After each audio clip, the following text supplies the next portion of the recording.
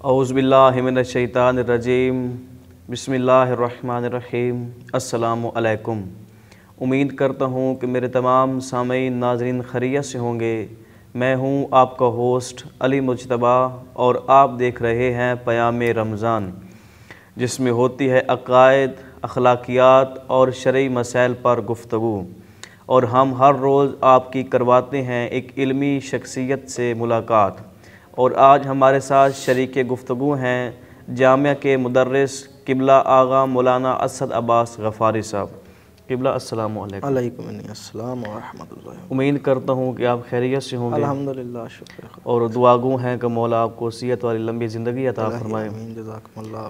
تو قبلہ گزشتہ ویڈیو میں ہم نے اس بات پر گفتگو کی تھی کہ کچھ چیزیں ایسی ہیں، جو کچھ اعمال ایسے ہیں کہ جن کی وجہ سے انسان جنت میں جاتا ہے، یعنی ان کو جنت کی چابی کہا گیا ہے۔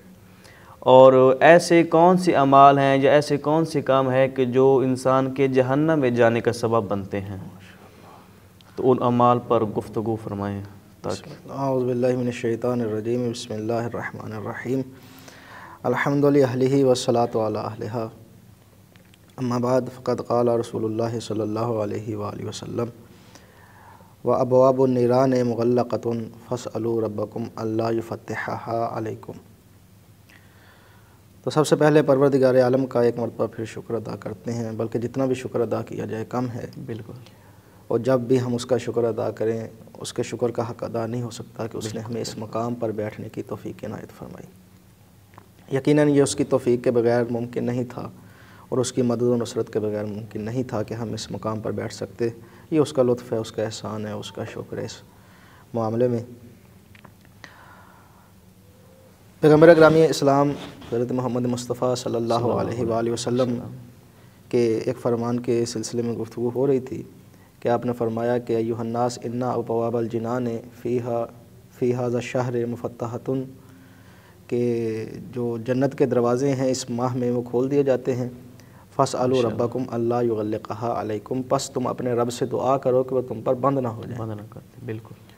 اور وابواب النیران فیھا مغلقۃ، یا ابواب النیران مغلقۃ، کہ جو جہنم کے دروازے ہیں وہ بند کر دیے جاتے ہیں۔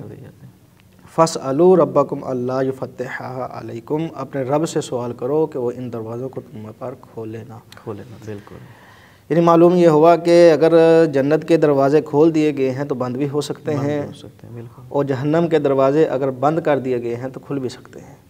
یعنی وہ جنت کے دروازے بند ہونا اور جہنم کے دروازے کھلنا ہمارے اعمال پر ڈیپینڈ ہمارے اعمال پر ڈیپینڈ کرتا ہے۔ یعنی اللہ نے تو اپنا لطف اور احسان ہر انسان کے لیے عام کر دیا ہے کہ اس نے جنت کے دروازوں کو کھول دیا، جہنم کے دروازوں کو بند کر دیا۔ اب ہمیں جو کرنا ہے وہ یہ ہے کہ ایک تو پروردگار عالم سے سوال کرنا ہے، مدد طلب کرنی ہے، دعا کرنی ہے، اور دوسرا ایسے اعمال انجام دینے ہیں کہ جن اعمال کی وجہ سے نہ جنت کے دروازے ہم پر بند ہوں، نہ جہنم کے دروازے ہم پر کھلیں۔ بے شک۔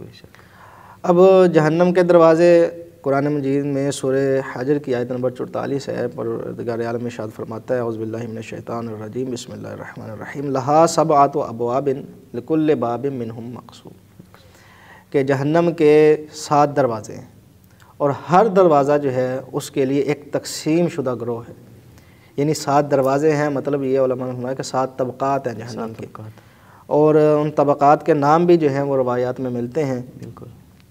حضرت امام محمد باقر علیہ السلام کی جو روایت ہے، اللہم صلی علی محمد وعلی محمد، امام علیہ السلام فرماتے ہیں کہ جہنم کے جو دروازے ہیں، یعنی جو طبقات ہیں 7، ان کے نام یہ ہیں، جن میں سے ایک آتا ہے جی جحیم، لظا، سعیر، حطمہ، حاویہ اور سقر، اور خود جہنم۔ قرآن مجید میں بھی یہ سارے نام جو ہیں استعمال ہوئے ہیں۔ قرآن مجید میں نوٹ کیا تھا، انشاءاللہ پھر کبھی اگر ہو سکا تو عرض کروں گا کہ سقر کتنے مقام پر آیا ہے، جہنم کتنے مقام پر آیا ہے، جحیم کتنے مقام پر پروردگار عالم نے استعمال کیا یہ الفاظ۔ تو جہنم کے لیے یہ الفاظ سارے استعمال ہوئے ہیں، تو اصل میں یہ سارے طبقات ہیں جہنم کے۔ تو یہ جہنم کے جو طبقات ہیں، اور فرمایا کہ ہر طبقے کے لیے ایک خاص گروہ ہے۔ بالکل۔ تو اس کا مطلب ہے کہ کچھ ایسے اسباب ہیں کہ جو جہنم کے کسی خاص طبقے میں جانے کا سبب بنتے ہیں۔ جب کہا کہ ہر طبقے میں، ایک گروہ جائے گا اور وہ تقسیم شدہ گروہ ہے، یعنی اسی کے لیے وہ طبقہ بنا ہوا ہوگا، یوں کہہ سکتے ہیں۔ تو وہ اس کا مطلب یہ کہ کچھ اسباب بھی ایسے ہیں کہ جو جہنم میں جانے کا اور اس کے خاص طبقات میں جانے کا سبب بنتے ہیں، اور ان کو بھی قرآن نے بیان کیا ہے کہ کون کون سے اسباب ہیں کہ جو جہنم میں جانے کا سبب بنتے ہیں۔ تو سب سے پہلی چیز جو ہے وہ ہے گناہ۔ گناہ جو ہے اصل میں اگر آپ دیکھیں یعنی گناہ یعنی معصیت پروردگار عالم کی حکم کی نافرمانی کرنا، اس کی معصیت کرنا۔ تو جتنے بھی عوامل آگے انشاءاللہ آیات میں اور مقامات پر ذکر ہوئے ہیں وہ سارے اسی ایک کی طرف پلٹتے ہیں۔ جی بالکل ٹھیک ہے، لیکن پھر بھی جیسے میں نے عرض کیا کہ ہر گناہ کی ایک الگ خصوصیت ہے، اور ہر گناہ جو ہے وہ اپنی ایک خاص حیثیت رکھتا ہے۔ تو جیسے کہ حضرت ابو ذر غفاری کی روایت ہے پیغمبر گرامی اسلام سے کہ پیغمبر گرامی اسلام نے فرمایا، اور اس روایت کو تفسیر در منصور میں علامہ جلال الدین سیوطی نے بھی لکھا ہے، اور انہوں نے آمدی سے آگے روایت کر کے لکھا ہے۔ وہ کہتے ہیں کہ قال رسول اللہ صلی اللہ علیہ وآلہ وسلم، حضرت ابو ذر فرماتے ہیں کہ پیغمبر گرامی اسلام نے فرمایا لجہنم باب لا يدخل منہ الا من اخفرنی فی اہل بیتی واراق دماءہم بعدی، کہ پیغمبر گرامی اسلام نے فرمایا کہ جہنم کا ایک خاص طبقہ مخصوص ہے ان لوگوں کے ساتھ، ان لوگوں کے لیے کہ جنہوں نے میری اہل بیت کے سلسلے میں مجھ سے عہد شکنی کی، بے وفائی کی، اللہ اکبر اللہ اکبر، اور میرے بعد ان کا خون بہایا۔ جہنم کا ایک خاص طبقہ ہے، ایک خاص گروہ یعنی باب ہے، دروازہ کہہ لیں، طبقہ کہہ لیں، وہ صرف ان لوگوں کے لیے ہے کہ جنہوں نے میری اہل بیت کے ساتھ ظلم کیا اور میرے ساتھ یعنی وفائی کی اہل بیت کے سلسلے۔ جہنم میں بھی دشمن اہل بیت کے لیے ایک مخصوص طبقہ۔ بالکل، ویسے تو جتنے بھی جائیں گے تقریباً دشمن اہل بیت ہی ہوں گے، لیکن یہ خاص کچھ لوگ ہیں کہ جیسے میں نے کہا نا گناہ جو ہے وہ سارے اسی کی طرف پلٹتے ہیں، تو یہ بھی تقریباً جتنے بھی آگے جہنم میں جانے والے ہوں گے وہ اسی کی طرف پلٹیں گے۔ آپ دیکھیں قرآن مجید کی آیات کو اگر آپ اس کا مطالعہ کرتے چلے جائیں، دیکھتے چلے جائیں، تو آپ کو ساری چیزیں ادھر آ کر ملیں گی، اسی طرف رہنمائی کریں گی۔ تو سب سے پہلی چیز ہے گناہ۔ تو اس کے متعلق سورہ مریم میں آیت نمبر 86 میں پروردگار عالم ارشاد فرماتا ہے وَنَسُوقُ الْمُجْرِمِينَ إِلَىٰ جَهَنَّمَ وِرْدًا، کہ قیامت کے دن جو مجرم ہوں گے یعنی جو گناہگار ہوں گے انہیں جہنم کی طرف اسی طرح ہانکا لے کر جایا جائے گا جیسے پیاسے جانور کو ہانکا جاتا ہے۔ ٹھیک ہے جی۔ اور اسی طرح سورہ زخرف میں فرمایا کہ ان المجرمین فی عذاب جہنم خالدون، کہ جو مجرمین ہیں وہ عذاب جہنم میں رہیں گے اور اس میں خالدون یعنی ہمیشہ کے لیے رہیں گے۔ ٹھیک ہے، اور اب یہ ایک ہو گیا گناہ۔ دوسری چیز کیا ہے؟ کفر و نفاق، کفر اور نفاق، یعنی منافق جو ہے کافر تو جہنم میں جائے گا ہی جائے گا، بالکل بالکل، اور منافق بھی جہنم میں جائے گا۔ وہاں منافق کون ہے؟ ظاہری سی بات ہے کہ جو زبان پر تو لا الہ الا اللہ کہتا ہے، محمد رسول اللہ کا زبانی اقرار تو کرتا ہے، لیکن ہے منافق دل سے تسلیم نہیں کرتا۔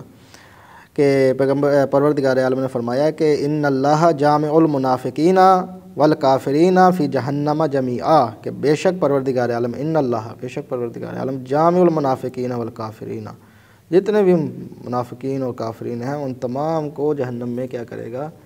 جمع کر دے گا، اکٹھا کر دے گا۔ آئیو بھی ہوں تاڑی۔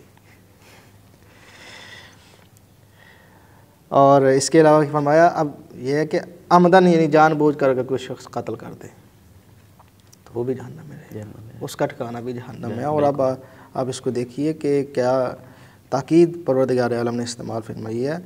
فرماتے ہیں کہ وَمَن يَقْتُلْ مُؤْمِنًا مُتَعَمِّدًا، جو شخص کسی مومن کو جان بوجھ کر قتل کر دے، یعنی عمدن قتل کر دے، کہتا ہے سہون قتل کرنے کا ارادہ نہیں ہے، عمدن قتل کرنے کا مطلب یہ ہے کہ جان بوجھ کر ارادہ قتل کر رکھتا ہے اور اسے قتل کر دیتا ہے۔ ٹھیک ہے، تو عمدن اگر کوئی جان بوجھ کر قتل کے ارادے کے ساتھ اسے قتل کرے تو فَجَزَاؤُهُ جَهَنَّمُ، اس کی جزا کیا ہے؟ جہنم۔ اب یہ جزا کا لفظ یہاں استعمال فرمایا تو یہ بھی ایک قرآن کی جو ہے وہ فصاحت ہے۔ فرمایا فَجَزَاؤُهُ جَهَنَّمُ، کہ اس کی جزا کیا ہے؟ جہنم۔ اچھا، میں نے شاید پہلے بھی عرض کیا یا نہیں کیا کہ جہنم میں جو جائیں گے نا وہ دو طرح کے لوگ ہوں گے۔ کچھ ایسے ہوں گے کہ جنہیں جہنم کی اذیتوں سے چھٹکارا مل جائے گا کچھ عرصے کے بعد، کچھ ایسے ہوں گے کہ جو اس میں ہمیشہ کے لیے رہیں گے۔ اب دیکھیں فرماتے ہیں پروردگار فرماتے ہیں فجزاؤہ جہنم، اس کی جزا جہنم ہے، اور خالدن فیہا، یہ ایسا ہے کہ جیسے جہنم سے چھٹکارا ملنے والا نہیں ہے، یہ ہمیشہ ہمیشہ جہنم ہے۔ بالکل۔ اور پھر فرمایا کہ ایسا شخص کہ جو کسی مومن کو جان بوجھ کر قتل کرتا ہے اس کی جزا جہنم ہے، ہمیشہ ہمیشہ رہے گا، وغضب اللہ علیہ، اس پر اللہ کا غضب ہے، بالکل۔ ولعنہ، اور اس پر اللہ کی لعنت، اللہ کی لعنت ہے، بے شک۔ یعنی کتنی چیزیں، جہنم میں رہے گا، ہمیشہ ہمیشہ کے لیے رہے گا، اس پر اللہ کا غضب ہے اور اس پر اللہ کی لعنت ہے، وَأَعَدَّ لَهُ عَذَابًا، اور اس کے لیے ایک عذاب کو تیار کیا گیا ہے۔ کون سا عذاب؟ عذابًا عظیما، بہت بڑا عذاب، اللہ اکبر۔ جو ایک مومن کو جان بوجھ کر قتل کر دے۔ اللہ قرآن میں کتنی چیزیں فرما رہا ہے، اللہ فرماتا ہے کہ یہ جہنم میں رہے گا، ہمیشہ ہمیشہ کے لیے رہے گا، اور اس پر اللہ کا غضب بھی ہے، اس پر اللہ کی لعنت بھی ہے، اور یعنی اسے جہنم میں عذاب عظیم کا سامنا کرنا پڑے گا۔ وہ کتنا سمجھے بد نصیب شخص ہوگا کہ جس پر اللہ کی لعنت ہو، اللہ کی لعنت ہو۔ اب آپ محسوس فرمائیں اس کا مطلب کیا ہے، پروردگار عالم نے یہ بھی فرما دیا کہ اس کی بخشش کا سامان نہیں ہے، کیونکہ اس نے جان بوجھ کر ایک مومن کو قتل کیا ہے، تو جان بوجھ کر جو ایک مومن کو قتل کرے اس کا یہ اتنا بڑا عذاب ہے کہ اللہ فرماتے ہیں عذاب عظیم کا سامنا کرنا پڑے گا۔ اس کے قاتل کو خدا معاف نہیں کرتا تو حسین ابن علی کے قاتل کو معاف کر دے گا؟ اللہ اکبر، ہرگز نہیں۔ مولا کائنات کے قاتل کو معاف کر دے گا؟ ہرگز نہیں۔ ائمہ اہل بیت کے قاتل کو معاف کر دے گا؟ کہ اس سے ان سے بڑھ کر تو عظیم مخلوق ہے ہی نہیں، پروردگار عالم نے خلق ہی نہیں کی۔ بالکل۔ تو جب ایک انسان، ایک مومن کا یہ احترام ہے تو محمد والے محمد کے قاتل کے بخشنے کا تو اس کو سوال ہی پیدا نہیں ہوتا۔ اب یہ بھی ایک موضوع ہے کہ جس کے اوپر ابھی گفتگو نہیں کر سکتے۔ ایک اور چیز فرمایا کہ شیطان کی پیروی کرنا جو ہے وہ جہنم میں جانے کا سبب بنتا ہے، عمدن قتل کرنا شیطان کے۔ اب جس وہی میں عمدن قتل کرنا میں پھر وہی عرض کروں گا کہ ایسے آپ کو بہت سے لوگ ملیں گے کہ جنہوں نے جان بوجھ کر صحابی رسول کو قتل کیا ہے، مومن ہے، قتل کیا ہے، فرزند رسول کا قتل کیا ہے، ان کا خون بہایا ہے، ان کو شہید کیا ہے۔ تو ایسے لوگوں کے لیے تو پروردگار عالم نے میں کہا نا کتنی تاکید، صرف اتنا نہیں، اگر پروردگار اتنا بھی فرما دیتا نا فجزاؤ جہنم خالدن فیہا، اس میں ہمیشہ میں کافی تھا یہی بھی، لیکن اس کے بعد جو فرما رہا ہے کہ غضب اللہ، اللہ کا غضب ہے اس پر، اللہ کی لعنت ہے اس پر، اس کے لیے عذاب ایسا ہے کہ جو بہت بڑا عذاب ہے، ان کے لیے خاص تیار کیا ہے۔ کتنی تاکید کے ساتھ پروردگار عالم نے فرمایا۔ اور اس سے بڑھ کر آ گیا کہ شیطان کی پیروی جو ہے وہ جہنم میں جانے کا سبب بنتی ہے۔ آپ کو یاد ہوگا کہ جب پروردگار عالم نے، جب ابلیس نے پروردگار عالم کے حکم کی مخالفت کی اور حضرت آدم علیہ السلام کو سجدے سے انکار کیا، تو پروردگار عالم نے فرمایا کہ اخرج منہا مذعوما مدحورا، نکل جا میری بارگاہ سے، تو ذلیل اور مردود ہے، ذلیل و مردود ہو کر کے میری بارگاہ سے نکل جا۔ اور اس نے پھر کہا تھا کہ میں اپنا یہ ہے کہ جا تو رہا ہوں لیکن میں آدم کی اولاد کو جو ہے وہ ضرور بضرور بہکاؤں گا، ان کو صراط مستقیم سے علیحدہ کروں گا۔ تو فرمایا لمن تبعک منہم، تو پروردگار نے فرمایا کہ ان میں سے یعنی اولاد آدم میں سے جو بھی تیری اتباع کرے گا، لَأَمْلَأَنَّ جَهَنَّمَ مِنْكُمْ أَجْمَعِينَ، تو میں تم سب سے کیا کروں گا، جہنم کو بھر دوں گا۔ بالکل۔ تو شیطان کی پیروی جو ہے یہ بھی جہنم میں جانے کا سبب بنتی ہے۔ اور ظلم و ستم، پروردگار عالم ظلم برداشت نہیں کرتا، وہ عادل ہے، بالکل نہیں عادل ہے، ظلم برداشت نہیں کرتا۔ فرماتا ہے ان الذین کفروا، بے شک وہ لوگ کہ جنہوں نے کفر کیا، وظلموا اور ظلم کیا، لم یکن اللہ لیغفر لہم ولا لیہدیہم طریقا، جنہوں نے کفر کیا اور جنہوں نے ظلم کیا اللہ انہیں ہرگز نہیں بخشے گا۔ بالکل۔ لم یکن اللہ لیغفر لہم، اللہ انہیں ہرگز نہیں بخشے گا، ولا لیہدیہم طریقا، اور نہ ہی ان کی رہنمائی کرے گا راستے کی طرف۔ اور مولا کائنات، ظلم میں نے کہا کہ قابل برداشت نہیں ہے۔ مولا کائنات علیہ السلام انہوں نے فرمایا تھا کہ جب اب وصیت فرمائی تھی جناب حسنین کریمین کو، اصل میں تو وصیت ہمارے لیے تھی، فرمایا کہ کونا للظالم خصما وللمظلوم عونا، کہ جو ظالم ہے نا اس کے دشمن بن کے رہو، کوئی رعایت نہیں ہے ظالم سے۔ بالکل۔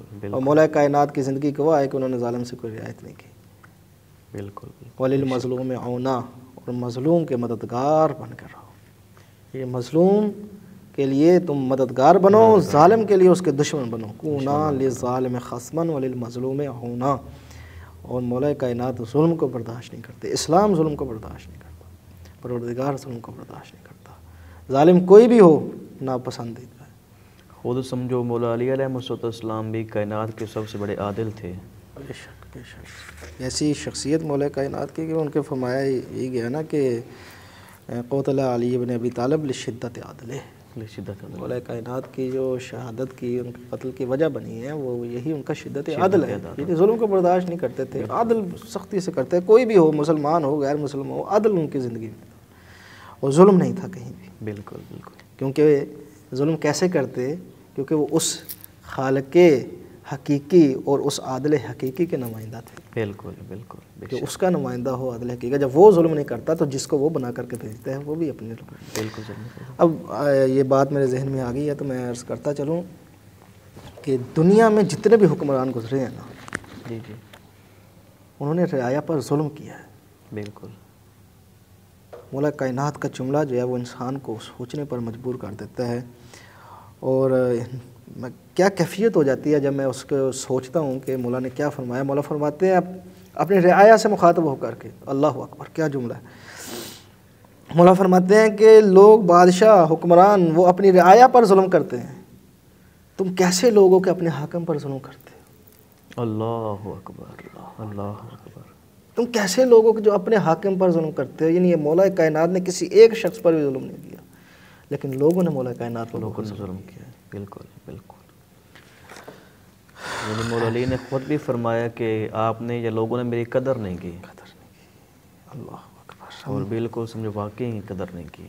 اب اس کے اوپر بھی یہ الگ موضوع ہے کہ کیا مولا کا طرز حکومت تھا، کیا طریقہ کار تھا کہ مولا فرما رہے ہیں کہ لوگ، بادشاہ جو ہیں وہ اپنی رعایا پر ظلم کرتے ہیں، لیکن یہاں معاملہ الٹا ہو گیا ہے کہ رعایا پر بادشاہ ظلم نہیں کر رہا بلکہ رعایا بادشاہ پر، حاکم پر ظلم کر رہی ہے۔ اور اس کے بعد فرمایا کہ نماز کو ترک کر دینا یہ بھی جہنم میں جانے کے اسباب میں سے ہے۔ اور سورہ مدثر آیت نمبر 42 اور 43 یعنی 42 اور 43 میں پروردگار عالم فرماتا ہے کہ جب جنت میں جانے والے جنت میں چلے جائیں گے تو وہ جہنمیوں سے پوچھیں گے کہ کون سی چیز ہے کہ جو تمہیں جہنم میں لے کر کے آئی ہے؟ کیا ان سے تمہارے اعمال تھے دنیا میں کہ جو یہ سبب بنے ہیں کہ تم جہنم میں آؤ؟ کہ ما سلککم فی سقر، کس چیز نے تمہیں جہنم میں پہنچایا ہے؟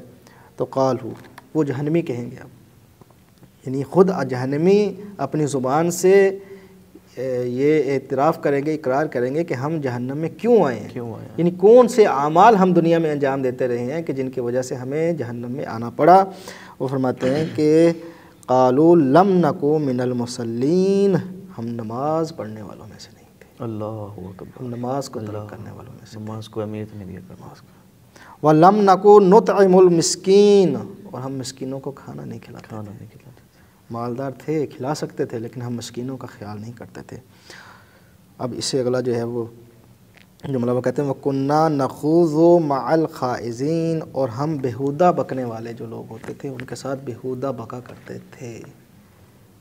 یہ چیزیں ہیں کہ جو سبب بنی ہیں، یعنی بےہودہ، آپ کو پتہ ہے کچھ لوگ ایسے ہوتے ہیں کہ جن کا کام ہی جو ہے وہ بےہودگی کرنا ہوتا ہے، بےہودہ باتیں کرنا ہوتا ہے، جہاں بیٹھیں گے بےہودہ باتیں کریں گے۔ تو وہ فرماتے ہیں کہ وہ بےہودہ باتیں کرتے تھے، ہم بھی ان کے ساتھ مل کر کے ایسی باتیں کیا کرتے تھے، یہ بھی سبب بنی ہے جہنم میں جانے کا۔ اور اس کے بعد فرمایا کہ عیب جوئی کرنا، کسی کی عیب جوئی، اب یہ عیب جوئی بھی ایک الگ موضوع ہے، اگر پروردگار عالم نے توفیق دی تو انشاءاللہ العزیز عیب جوئی کے اوپر بھی میں کوشش کروں گا کہ ایک جو ہے وہ ہمارا پروگرام جو ہے وہ اس موضوع پر بھی ہو کہ عیب جوئی کتنی بری چیز ہے، بہت بری چیز۔ اسلام عیب جوئی کو برداشت نہیں کرتا، بالکل۔ کتنی سخت روایات ہیں عیب جوئی کے متعلق۔ قرآن مجید کیا کہتا ہے؟ وَيْلٌ لِكُلِّ ہُمَزَةٍ لُمَزَةٍ، سورہ ہمزہ کی آیت نمبر پہلی آیت ہے، وَيْلٌ لِكُلِّ ہُمَزَةٍ لُمَزَةٍ، ہر تانا دینے والے اور عیب کو کے لیے ہلاکت ہے۔ ہلاکت کا لفظ استعمال کیا ہے جو عیب جوئی کرتے ہیں۔ بالکل۔ پروردگار عالم عیب جو انسان کو پسند نہیں کرتا، بالکل ائمہ علیہ السلام نے بھی عیب جو شخص کی بہت مذمت کی ہے کہ نہیں کسی کی ذات میں عیب تلاش نہیں کرنا. ہاں عیب جو ہی اگر کسی کی ذات میں ہوگی تو یہ عیب ہوگا, اگر اپنی ذات میں عیب جو ہی تلاش کرو گے, اپنے عیب تلاش کرو گے, ان کی اصلاح کرو گے تو یہ تمہارا کمال ہوگا. اللہ اکبر. اس کے بعد میں آخر میں, وقت میرے خیال سے زیادہ ہوا چاہتا ہے, مولا کائنات کا نہج البلاغہ سے ایک خطبہ ہے, اس خطبے کے چند جملے ہیں جو نصیحتیں مولا نے ہمارے لیے ارشاد فرمائے ہیں کہ یہ چیزیں ہیں کہ جو جہنم میں جانے کا سبب بنتی ہیں. اب مولانا کا ایک نصیحتاً جملے ارشاد فرمائے ہیں, اور کیا جملے ہیں یہ جناب محترم کہ یہ صرف علی کہہ سکتے تھے. اللہ مولا فرماتے ہیں اعلموا انہ لیس لہذا الجلد الرقیق صبر علی النار. مولا فرماتے ہیں جان لو کہ تمہاری یہ نرم جلد جو ہے یہ جہنم کی آگ کو برداشت کرنے کی صلاحیت نہیں رکھتی. اللہ اکبر. اللہ اکبر. انہ لیس لہذا الجلد الرقیق صبر علی النار, یہ تمہاری جو رقیق یعنی نرم جلد ہے اس میں اتنی ہمت نہیں ہے کہ یہ آگ کو برداشت کر سکے, جہنم کی آگ کو. فرحموا نفوسکم, بس اپنے نفسوں پر رحم کرو, نفسوں پر رحم کرو, اپنی جانوں پر رحم کرو. فَإِنَّكُمْ قَدْ جَرَّبْتُمُ, اور کیسے مولا نے اس کو ڈیفائن کیا ہے, کیسے بیان کیا ہے کہ ایسے جیسے جہنم, یعنی ایک نقشہ ہمارے سامنے کھینچ دیا ہے کہ انسان جب اس کو پڑھتا ہے تو ایک نقشہ انسان کے سامنے کھینچ جاتا ہے اور وہ مجبور ہو جاتا ہے انسان اگر نصیحت قبول کرنے والا ہے کہ وہ مولا کے اس جملے کو پڑھ کر خود کو آمادہ کرے کہ وہ آئندہ ایسے اعمال انجام نہیں دے. بالکل.